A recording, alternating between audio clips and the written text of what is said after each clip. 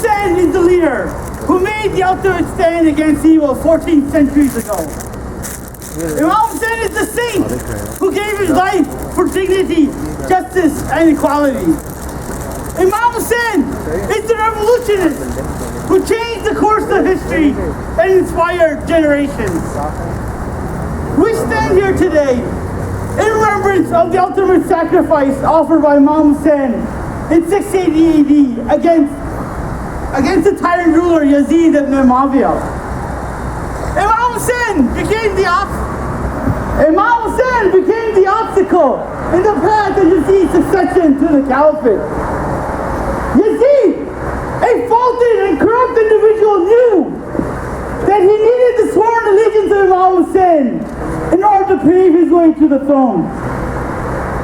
The ensuing conflict culminated on the battlefield of Karbala, where Imam Hussein and 72 of his followers fought Yazid's forces of 80,000 to save the sanctity of Islam. In the words of the greatest Scottish historian, Thomas Carlyle, the best lesson which we get from the tragedy of Karbala is that Hussein and his companions were rigid believers in God. They illustrated that the numerical superiority does not count when it comes to truth and falsehood. The victory of Hussein, despite his minority, marvels me. Imam Hussein had a choice. He could have lived a long life with his family.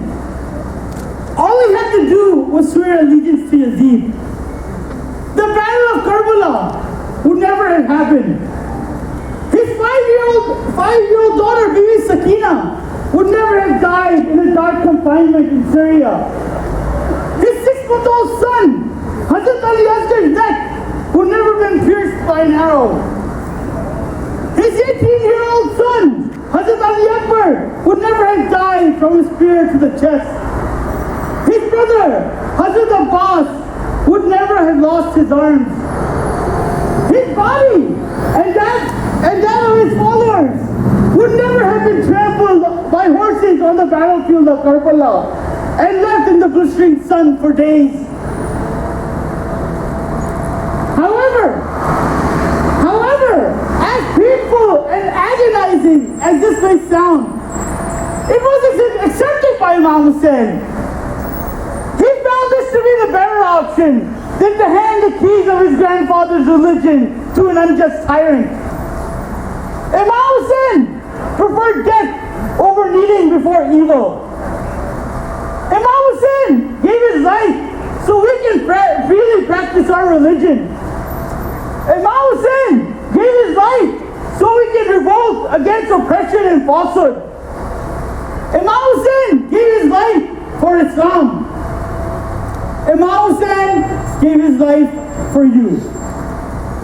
The famed English author Charles Dickens wonderfully summarizes the motives of Imam Hussein when he says, if Hussein had fought to quench his worldly desires, then I do not understand why his sister, wife, and children accompanied him.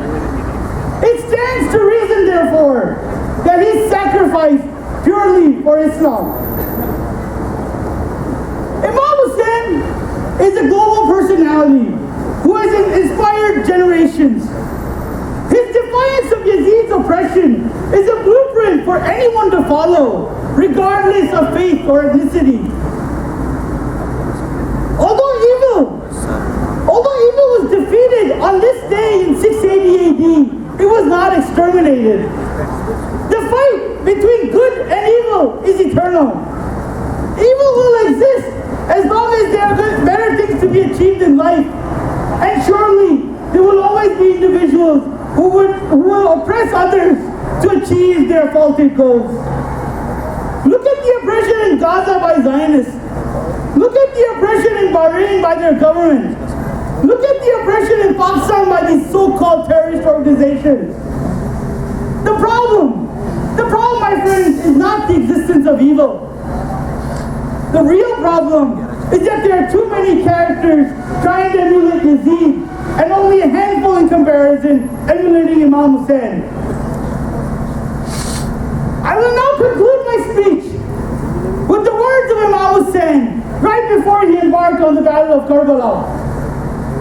I have not arisen for the purpose of exuberance, arrogance, corruption, but I have done so in order to seek reform in the nation of my grandfather Muhammad. I want to promote virtue and prohibit vice, and I want to follow the path and tradition of my grandfather Muhammad and the path of my father Ali ibn Abi Talib.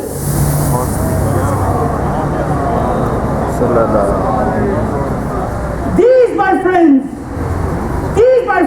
are the words of a great leader, a saint, and a revolutionist. Thank you.